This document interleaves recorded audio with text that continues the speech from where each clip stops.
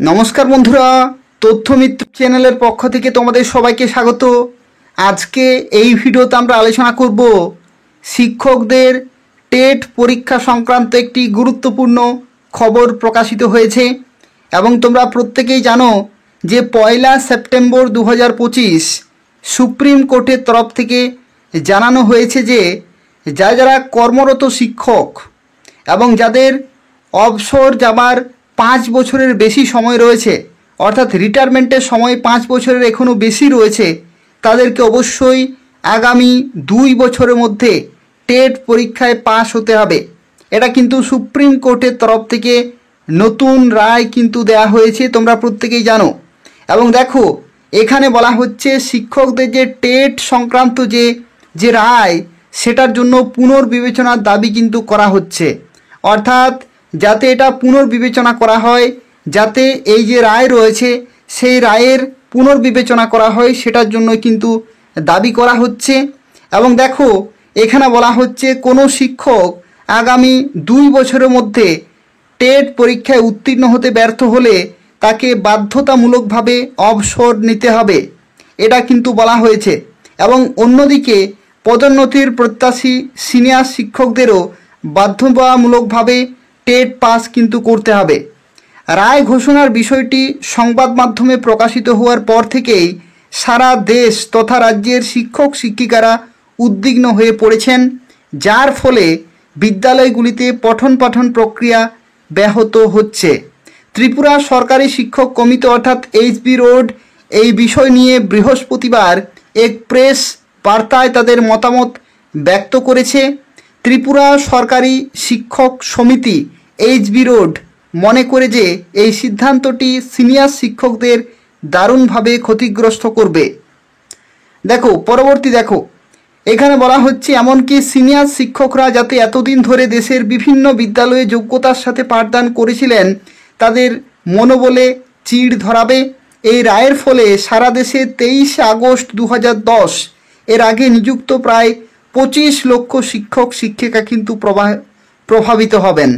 অর্থাৎ 23 আগস্ট 2010-এর আগে নিযুক্ত হওয়া 25 লক্ষের কাছাকাছি কিন্তু শিক্ষক শিক্ষিকা এই রায়ের মধ্যে পড়ছেন।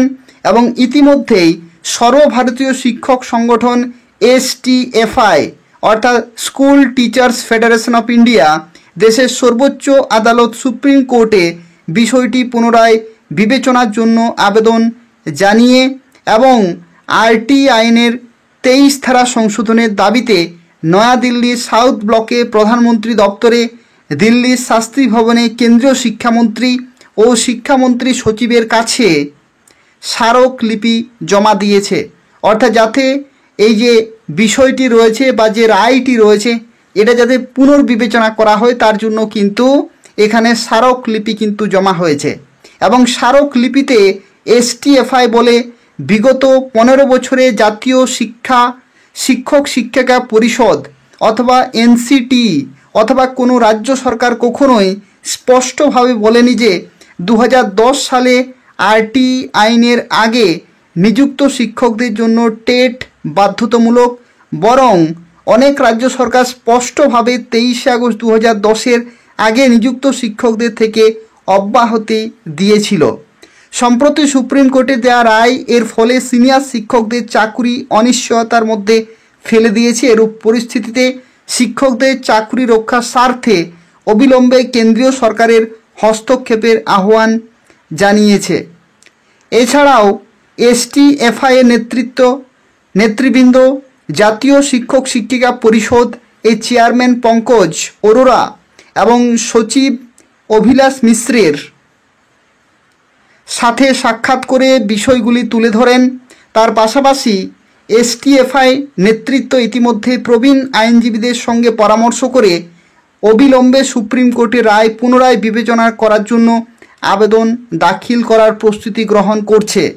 এবং সর্বভারতীয় শিক্ষক সংগঠন STFI এর সদস্য সংগঠন হিসেবে TGTA এইচবি রোড সুপ্রিম কোর্টে টেট রায়ের পুনরায় বিবেচনা করার আবেদন দাখিলের বিষয়টিকে স্বাগত জানায়। অর্থাৎ দেখো, এটা কিন্তু অত্যন্ত একটি গুরুত্বপূর্ণ খবর রয়েছে শিক্ষক শিক্ষিকাদের জন্য।